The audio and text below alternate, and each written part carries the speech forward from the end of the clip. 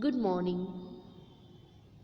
Today, our first topic is explanation of the law of demand. Now you are clear with the law of demand, right? We had discussed and we had understand the law of demand with the help of a demand schedule and demand curve, which is downward sloping.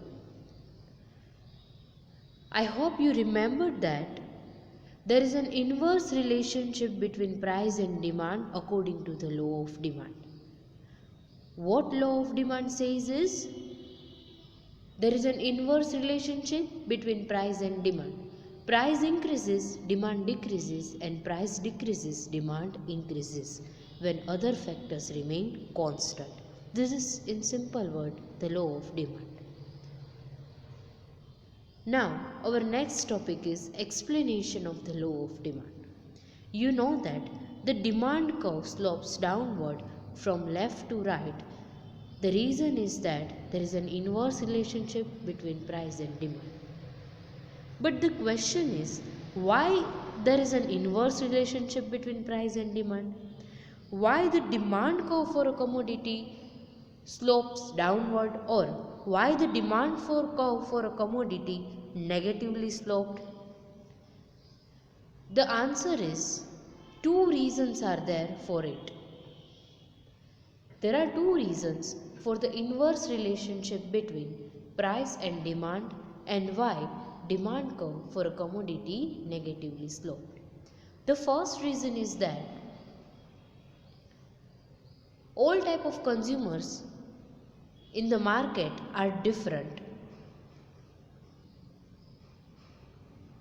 In market, different customers are there. Some customers are rich and some customers are poor. Some customers have more liking for a particular commodity, or some customers have less liking for the particular commodity.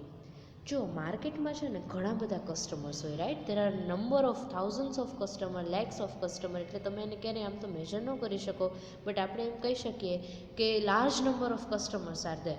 હવે એ customers છે એમાં અમુક customers છે એ rich હશે, અમુક poor હોય. દરેક કસ્ટમર્સની choice different હોય. એટલે અમુક કોઈ પર્ટિક્યુલર કોમોડિટીની વાત કરીએ, જો એની ડિમાન્ડ કન્સિડર કરતા હોય તો ઘણા કસ્ટમર એવા હોય કે એ કસ્ટમરને એ કમોડિટી છે એના પ્રત્યે લાઇકિંગ્સ વધારે હોય. But there may be also a kind of customers who do not like that commodity or have a less liking for that commodity. So demand will depend on the likings and type of the customer.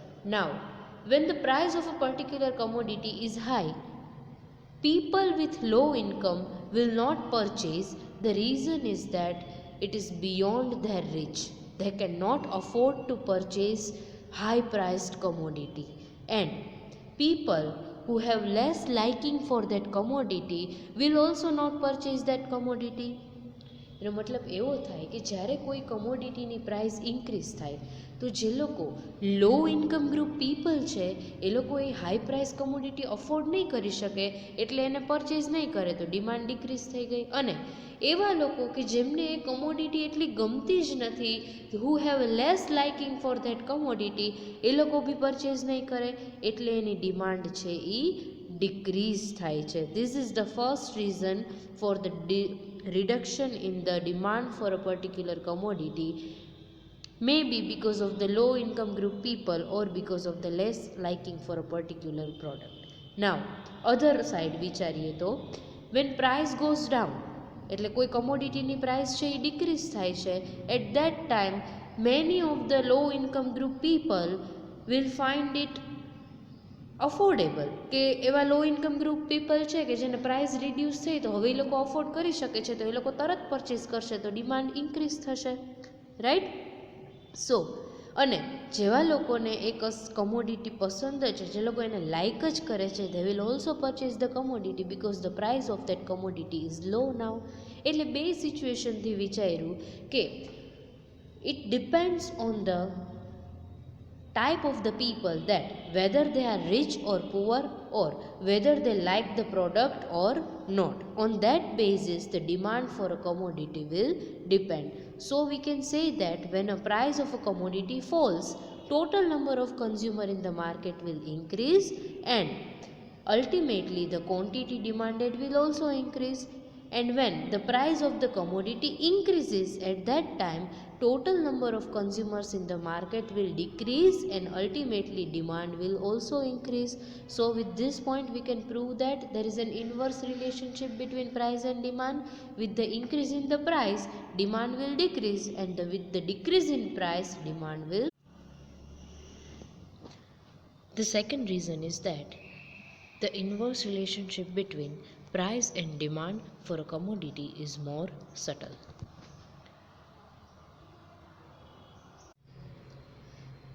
It means that when a price of a commodity reduces or falls, existing buyers will also tempted to purchase more of that commodity. They will consume more than before.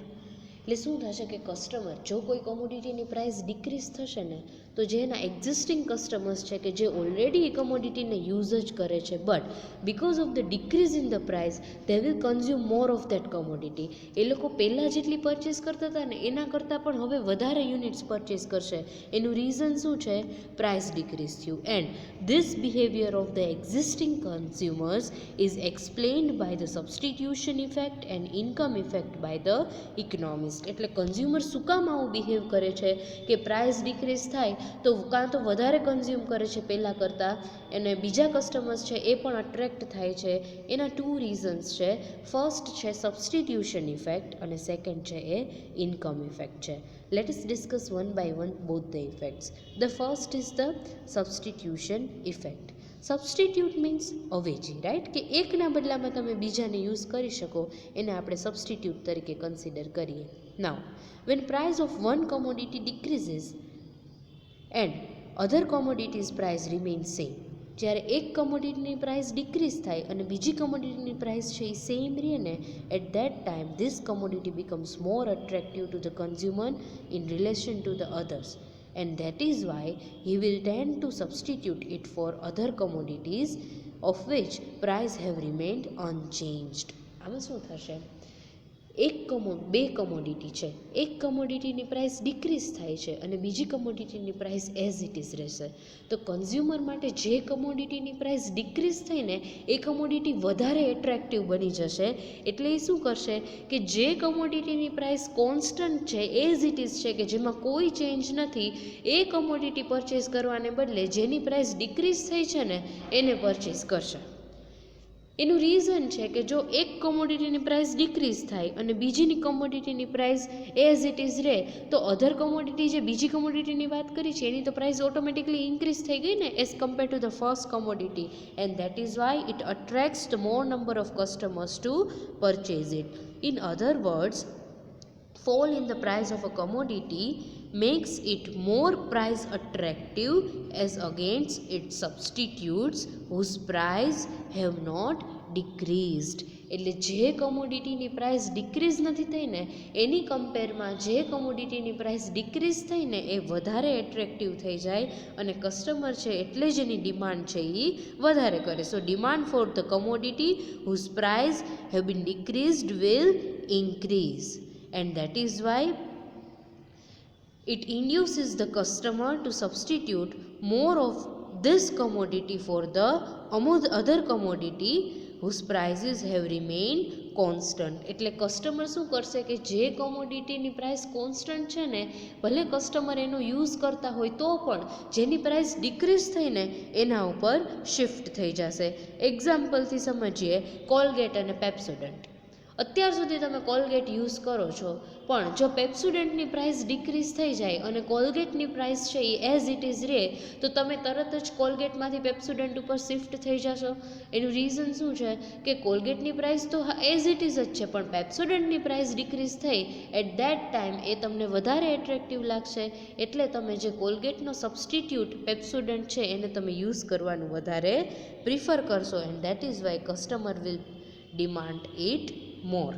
બીજું example લઈએ, ફ્રૂટ્સનું example લઈએ, oranges અને એપલનું example લઈએ. ઓરેન્જની price reduce થાય છે પણ એપલની price છે એ same રહે છે. So the consumer will substitute more of the oranges for apple, તો એપલને બદલે વધારે ઓરેન્જીસ પ્રિફર કરશે. That is, with fall in the price in the oranges, its demand increases. કે ઓરેન્જની પ્રાઇસ ડિક્રીઝ થઈ તો ઓરેન્જની ડિમાન્ડ ઇન્ક્રીઝ થશે અને એપલની demand at the same time શું થશે? Decrease. And this is known as the substitution effect. કે જ્યારે તમારી પાસે કોઈ પણ કોમોડિટીના સબસ્ટિટ્યુટ્સ અવેલેબલ હોય ને, at that time you will prefer to shift to the product or to the commodity whose prices are decreasing. Now, the second effect is income effect. Yes, આ તો તમને બધાને ખ્યાલ જ છે કે ઇન્કમ ઉપર જ પરચેઝિંગ ડિમાન્ડ છે ને એ ડિપેન્ડ કરે છે. એટલે પ્રાઇસ ઉપર તો મેઇન ડિપેન્ડ કરે છે, but income is also one of the most important factor who determines the demand. Right, આપણે ડિમાન્ડ ડિટર્મિનન્ટ્સમાં ભણી જ ગયા હતા. Income is one of them which is denoted by Y. Now, besides substitution effect, there is also the income effect. If the price of a commodity decreases, its demand will increase. It means consumer will purchase more of that commodity or in the more quantity because they have to spend less for that commodity. તમે કોઈ પણ commodity purchase અત્યાર સુધી કરતા હતા એની price decrease થઈ જાય છે. હમણાં જ આપણે એક્ઝામ્પલ લીધું ને કોલગેટનું. કોલગેટની પ્રાઇસ છે એ અત્યાર સુધી 50 રૂપીસ હોય અને ડિક્રીઝ થઈને 30 રૂપીસ થઈ જાય. એનો મતલબ એમ કે કોલગેટ પાછળ તમે 50 સ્પેન્ડ કરતા એમાંથી હવે તમારે 30 જ સ્પેન્ડ કરવા પડશે. તો 20 રૂપીસથી તમારી ઇન્કમ તો ઇન્ક્રીઝ થઈ ગઈ ને. ભલે આમ ઇન્કમમાં ઇન્ક્રીઝ નથી થયો, બટ આ શું કહેવાય કે તમારો purchasing power of the customer will increase with the fall in the price of the commodity, and because of that you can spend that additional 20 rupees for the purchase of sum additional commodity. કોઈ પણ તમારી income 10,000ની 10,000 જ છે, but અત્યાર સુધી તમે કોલગેટમાં 50 spend કરતા હવે 30 જ સ્પેન્ડ કરવા પડશે. તો આજે બાકીના જે 20 રૂપીસ છે એનાથી તમારી ઇન્કમ છે એ ઇન્ક્રીઝ થઈ ગઈ. સો in other words, fall in the price implies an increase in the purchasing of money, which means that an increase in the real of income of the consumer. એટલે શું કહે છે કે કોઈ પણ કોમોડિટીની પ્રાઇસ ડિક્રીઝ થશે તો કન્ઝ્યુમરનો પરચેઝિંગ પાવર ઇન્ક્રીઝ થશે, અને પરચેઝિંગ પાવર ઇન્ક્રીઝ થશે તો એની રિયલ ઇન્કમ છે એ પણ ઇન્ક્રીઝ થાય. ભલે 10,000 ઇન્કમ 10,000થી ઇન્ક્રીઝ નથી થઈ, પણ એની રિયલ ઇન્કમ એટલે અત્યાર સુધી જેટલું સ્પેન્ડ કરતો એમાંથી સેવિંગ થયું તો એ તમે એને ઇન્કમ તરીકે જ કન્સિડર કરી શકો છો. Now, the increase in the demand or the rise in the demand due to decrease in the price of a commodity is also because of the increase in the real income of the consumer. જો તમારી real income increase જ ન થઈ હોય અને કોઈ કમોડિટીની price decrease થાય તો તમે પરચેસ કરી શકો? Obviously not. જો કોલગેટની પ્રાઇસ છે એ 50માંથી 30 રૂપીસ થઈ ગઈ તો જે એડિશનલ 20 રૂપીસ આવ્યા ને એમાંથી તમે કોઈ એવી પ્રોડક્ટ પરચેસ કરશો કે જે અત્યાર સુધી તમે પરચેસ નહોતા કરતા, તો એનાથી ડિમાન્ડ ઇન્ક્રીઝ થઈ ગઈ. પણ જો કોલગેટની પ્રાઇસ ડિક્રીઝ થઈ જ ન હોત અને 50ની 50 જ હોત તો તમારી રિયલ ઇન્કમમાં કોઈ પણ ઇન્ક્રીઝ આવત? Obviously not. તો તમે કોઈ એડિશનલ પરચેસ કરી પણ ન શકત. And that is why another reason for the increase in the demand for a commodity is increase in the real income of the consumer, and this is known as the income effect. Again આપણે orange અને એપલ્સનું example લીધું. સે for example ઓરેન્જીસની price છે એ અત્યાર સુધી છે એ 20 rupees પર dozen હતી, બટ હવે એ ડિક્રીઝ થઈને 15 રૂપીસ પર ડઝન થાય છે. તો તમારી ઇન્કમ તો એટલી ને એટલી છે, પણ અત્યાર સુધી તમે ઓરેન્જીસ માટે 20 રૂપીસ પે કરતા, હવે 15 જ પે કરશો તો 5 રૂપીસથી તમારી રિયલ ઇન્કમ છે એ ઇન્ક્રીઝ થઈ ગઈ. And that is Y we can say that consumer will demand more because his real income is increased by rupees 5. So it is about the two effects, that is substitution effect and income effect. Actually this is it was just the explanation of the law of demand. That is why there is an inverse relationship between price and demand. આપણે પહેલેથી જ્યારથી લો of demand ભણીએ ત્યારથી કહીએ છીએ કે price decrease થાય તો ડિમાન્ડ ઇન્ક્રીઝ થાય અને પ્રાઇસ ઇન્ક્રીઝ થાય તો ડિમાન્ડ ડિક્રીઝ થાય. પણ એનું રીઝન શું? તો આ બે એના જે રીઝન છે. નાઉ the next point is assumptions of the law of demand. As I have told you, in economics all the laws are based on certain assumptions. દરેક લોને ઇમ્પ્લિમેન્ટ કરતા પહેલાં વી have to assume certain things so that we can get the exact idea about hour theories. Now there are total 5 assumptions of the law of demand. આપણે પહેલાં જેવું કીધું કે the law of demand states that other things remaining same or constant at that time, price and demand for a commodity are inversely related, which means demand expands with the contraction in the price and demand contracts with the expansion in the price. Expansion અને contraction, expansion એટલે increase થવું અને contraction એટલે decrease થવું. એટલે અહીંયા શું કહે છે કે જ્યારે બધા જ અધર થિંગ્સ એટલે પ્રાઇસ સિવાય જેટલા પણ ડિટર્મિનન્ટ્સ છે ને એ બધા કોન્સ્ટન્ટ રહે ને તો પ્રાઇસ ડિક્રીઝ થશે તો ડિમાન્ડ ઇન્ક્રીઝ થશે અને પ્રાઇસ ઇન્ક્રીઝ થશે તો ડિમાન્ડ ડિક્રીઝ થશે. નાઉ the important thing or the important phrase is other things remaining constant. આ જે સેન્ટેન્સ છે ને it is very significant, right. તો આવા જે અધર થિંગ્સ રિમેનિંગ કોન્સ્ટન્ટ છે ને આપણે એવું અઝ્યુમ કર્યું છે કે જો અધર થિંગ્સ કોન્સ્ટન્ટ રહેશે ને તો જ પ્રાઇસ ડિક્રીઝ થશે ને તો ડિમાન્ડ ઇન્ક્રીઝ થશે. તો આ અધર થિંગ્સ છે એ કેવી રીતે છે, કયા થિંગ્સ છે એ આપણે કોન્સ્ટન્ટ રાખીએ છીએ અને આ કયા અધર થિંગ્સ છે કે જેને આપણે અઝ્યુમ કરીએ છીએ કે એ કોન્સ્ટન્ટ છે. Now let us understand the basic assumptions of the law of demand. The first is consumers income must remain constant. Yes, પહેલાં એવું કહે છે કે જ્યારે આપણે લો ઓફ ડિમાન્ડ ઇમ્પ્લિમેન્ટ કરીએ ને ત્યારે કન્ઝ્યુમરની ઇન્કમમાં કોઈ ચેન્જ ન આવવો જોઈએ. The income of the consumer must remain constant. It means if income is constant, price rise reduces the purchasing power of individual consumers. Income as it is રહેશે અને કોઈ પણ કમોડિટીની પ્રાઇસ ઇન્ક્રીઝ થાય તો હવે તમારે એની માટે વધારે પે કરવા પડે તો તમારો પરચેઝિંગ પાવર એટલે તમારી ખરીદ શક્તિ ઘટી ગઈ. કોલગેટ છે એની તમારી ઇન્કમ 10,000 છે, કોલગેટની પ્રાઇસ છે એ 50 રૂપીઝમાંથી 100 રૂપીઝ થઈ ગઈ તો ઇન્કમ તો 10,000 જ છે પણ તમારો પરચેઝિંગ પાવર, તમારી ખરીદ શક્તિ ઘટી ગઈ. શું કામ? કારણ કે હવે તમારે એક્સ્ટ્રા 50 રૂપીઝ છે એ કોલગેટ પરચેસ કરવા માટે સ્પેન્ડ કરવા પડશે. એટલે જો કોઈ તમે બીજી કમોડિટી પરચેસ કરતા હો તો એ હવે તમે કરી શકશો નહીં. And that is why he must reduce consumption of the commodity when the price of that commodity goes up. એટલે જ એવું કહે છે કે જ્યારે કોઈ કોમોડિટીની પ્રાઇસ ઇન્ક્રીઝ થાય ને એટલે એનું કન્ઝમ્પશન શું થઈ જાય છે? ડિક્રીઝ થઈ જાય છે. પણ કન્ઝ્યુમરનો જે પરચેઝિંગ પાવર છે ને it depends on the income. કારણ કે જો 10,000 તમારી ઇન્કમ હતી એની સામે કોલગેટની પ્રાઇસ પહેલાં 50 હતી, હવે ઇન્ક્રીઝ થઈને 100 થઈ ગઈ. પણ જો એ કોલગેટની પ્રાઇસ ઇન્ક્રીઝ થવાની સાથે સાથે તમારી ઇન્કમ પણ 10,000માંથી જો 15,000 થઈ ગઈ હોય તો તમને આ 50 રૂપીઝનો ઇન્ક્રીઝ છે એ તમે કન્સિડર કરો? નો જ કરો ને. એનું રીઝન શું છે કે કોલગેટની પ્રાઇસ ઇન્ક્રીઝ થવાની સાથે સાથે તમારો પરચેઝિંગ પાવર પણ ઇન્ક્રીઝ થયો છે.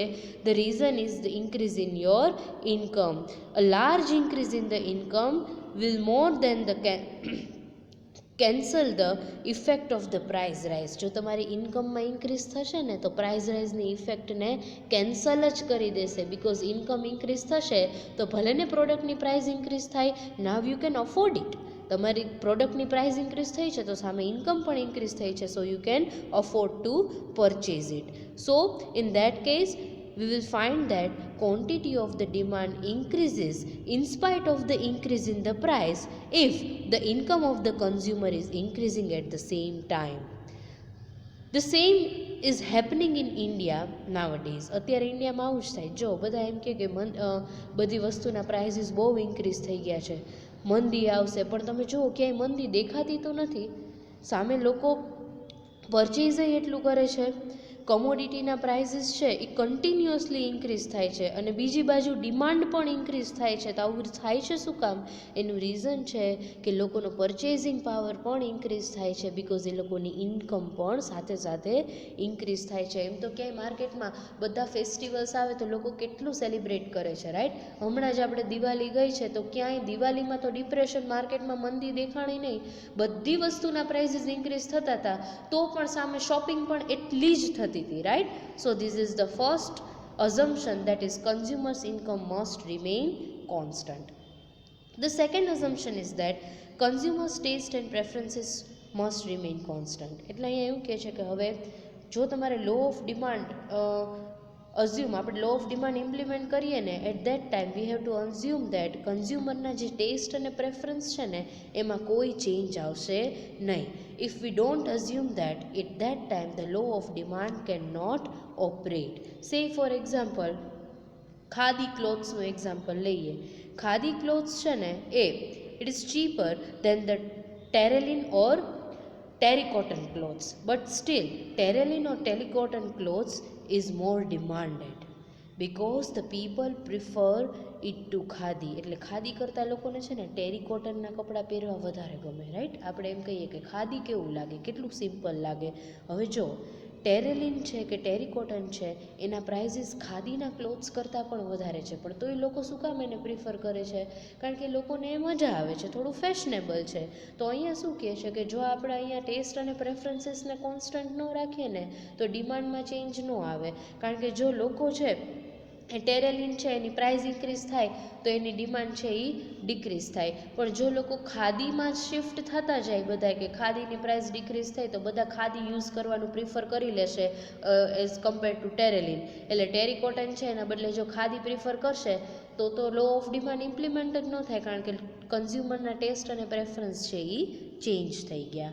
The third assumption is that the number of consumers must remain constant. Yes, it is again an important condition which can be explained in terms of the India's experience. આપણે ઇન્ડિયાના સાથે example સાથે આ વસ્તુને explain કરી શકીએ.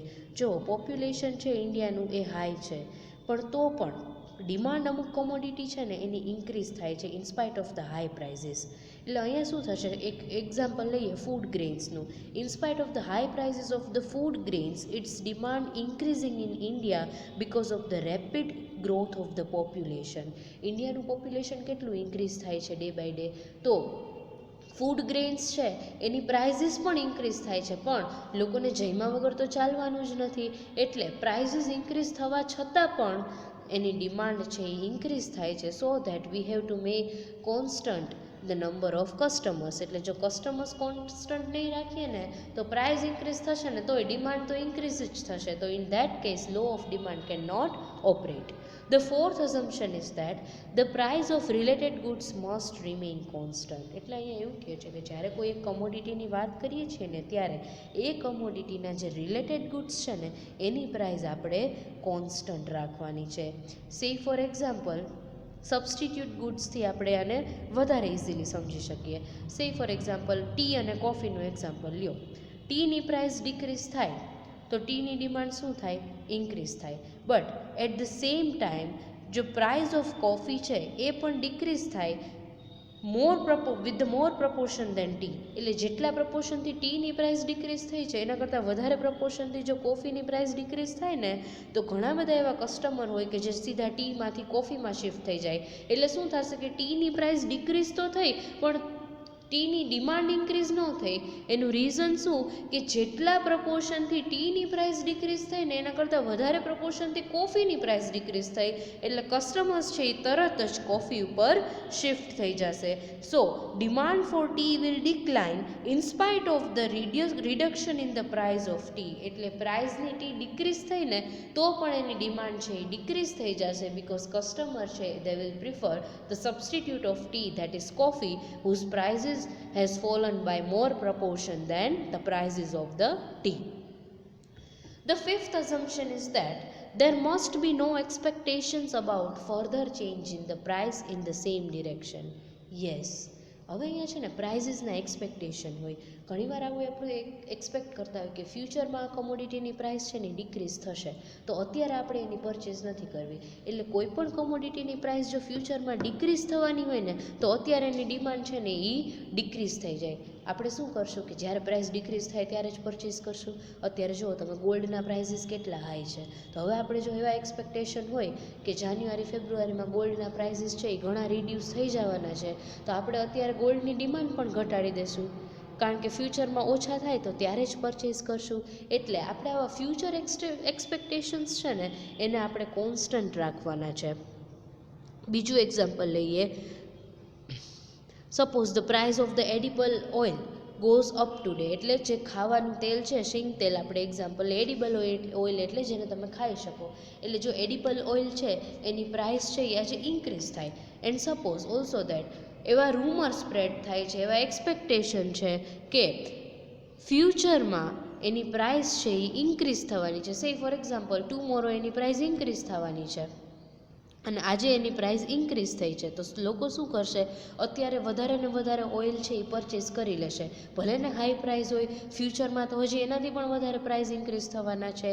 And so expectation of the future price rise will not allow the law of demand to operate. મેં તમને ગોલ્ડનું એક્ઝામ્પલ લીધું કે અત્યારે ગોલ્ડના પ્રાઇસ 50,000 છે અને હવે એવા એક્સપેક્ટેશન હોય કે જાન્યુઆરી ફેબ્રુઆરીમાં તો હજી 60,000 થઈ જવાના છે, તો લોકો શું કરશે કે અત્યારે ભલે ને 50,000 છે પણ 60 કરતાં તો ઓછા ને, તો અત્યારે એ લોકો રશ કરશે, પરચેઝ કરી લેશે in spite of the high prices of the gold. એટલે આનાથી શું થશે કે લો ઓફ ડિમાન્ડ ઓપરેટ નહીં થાય, કે પ્રાઇસ ઇન્ક્રીઝ થાય ને તો પણ એની ડિમાન્ડ ઇન્ક્રીઝ થશે, because people are expecting that the price of that commodity will also increase in the future.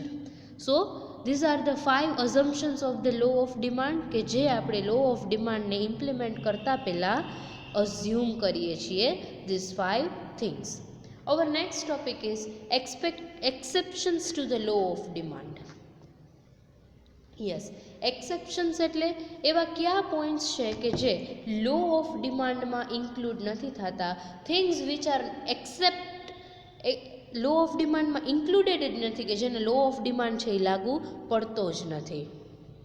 Now there are 3 main points. The first is articles of the prestige value.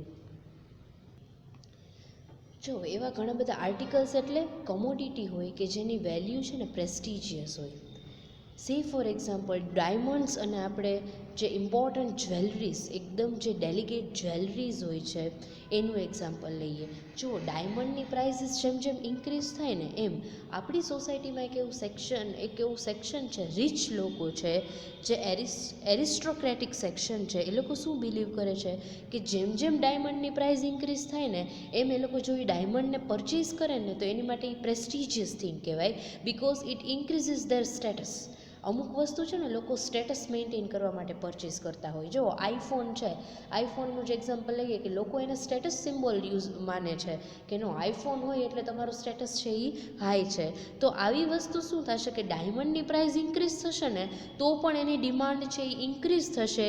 The reason is that it increases the status or a Prestige of that particular person, કે જે લોકો rich છે એ લોકો માટે આ એક status સિમ્બોલની વાત છે. તો આવી વસ્તુને આપણે આમાં લો ઓફ ડિમાન્ડમાંથી એક્સેપ્શન કરશું, એને અપવાદ કહેશું કે આમાં ઇન્ક્લુડેડ જ નથી. પ્યોર વર્ડમાં એક્સેપ્શન્સને આપણે અપવાદ કહી શકીએ. But on the other hand, with the fall in the price of this articles, the demand for that will decrease. એનું રીઝન છે કે હવે જો એની પ્રાઇસ એ ડિક્રીઝ થાય તો હવે લોકો એને પ્રેસ્ટિજિયસ કન્સિડર નથી કરતા કે આ તો સાવ ચીપ છે, આ તો સાવ લો કોસ્ટનું છે, તો એનાથી કોઈ આપણું સ્ટેટસ છે એ ઇન્ક્રીઝ નથી થતું. એટલે માર્કેટમાં આપણે એવો આખો ક્લાસ છે કે જે લોકો સ્ટેટસ માટે થઈને એવા આર્ટિકલ્સ છે એ પરચેઝ કરતા હોય છે. જો ઘણી બધી એવી એન્ટિક વસ્તુઓ હોય છે કે જે લોકો ઓક્શનમાં પરચેઝ કરે, એવી બધી ઓલ્ડ બધી જે એન્ટિક થિંગ્સ હોય, આર્ટિકલ્સ હોય